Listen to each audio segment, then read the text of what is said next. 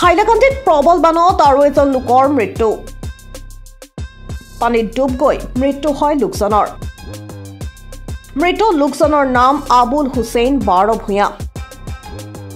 আজি এই ভয়ংকৰ বানত দুজন লোকৰ মৃত্যু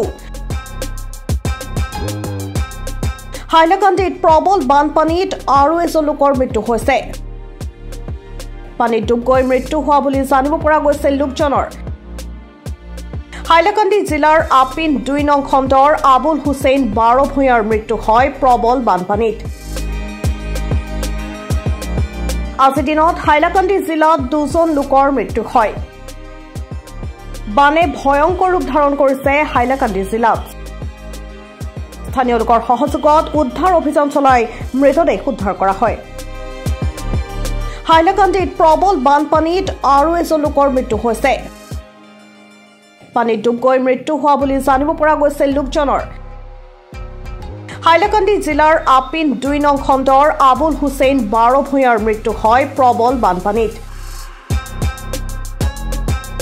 আজি দিনত হাইলাকান্দি জিলাত দুজন লোকৰ মৃত্যু হয়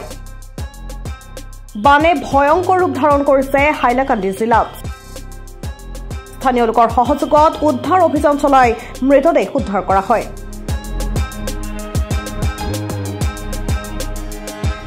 নিউজ ডেস্ক ৰিপৰ্ট নিউজ 13